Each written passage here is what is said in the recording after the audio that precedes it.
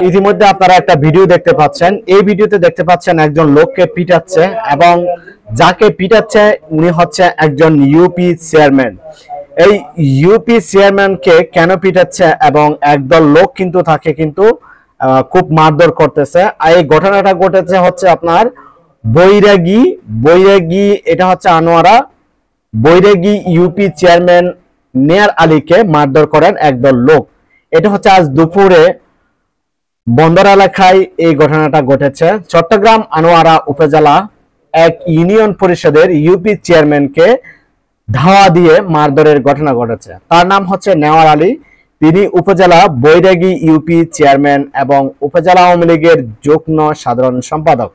আজ রোববার দুপুর 12টার দিকে ইউপি কার্যালয়ের কাছে কিন্তু এই মারধরের ঘটনাটা কিন্তু ঘটেছে এবং মারধরের ঘটনায় স্থানীয় বিএনপি নেতা কর্মীদেরকে দায়ী করছেন ভুক্তভোগী ইউপি চেয়ারম্যান।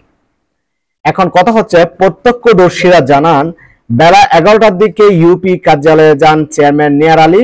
তিনি প্রায় 1 ঘন্টা কার্যালয়ে অবস্থান করেন। পরে একটি সালিশি বৈঠকে যাওয়ার জন্য ইউপি কার্যালয় থেকে বের হন। কার্যালয়ের সামনে একটি অটোরিকশা ওঠার সময় কয়েকজন ব্যক্তি এসে অতর্কিত মারধর শুরু করেন। তিনি দূরে পালানোর চেষ্টা করলে পিছু নেন হামলাকারীরা।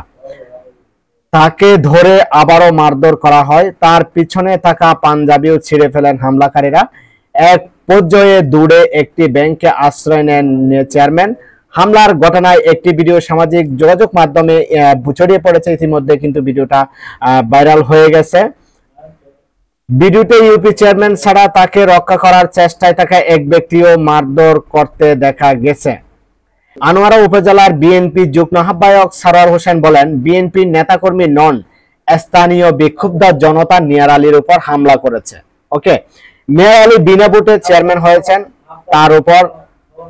তার উপরে কিন্তু স্থানীয় মানুষ কিন্তু খুবই ক্ষুব্ধ। স্থানীয় মানুষ কিন্তু তার উপরে খুবই ফায়ার। এইভাবে কিন্তু আসলে তাকে মারধর করা হয়েছে। এবং তো বন্ধুরা, ইতিমধ্যে কিন্তু ভিডিওটা অনেক ভাইরাল হয়ে গেছে। আর আপনাদের যদি ভালো লাগে ভিডিওটা শেয়ার করে দিবেন।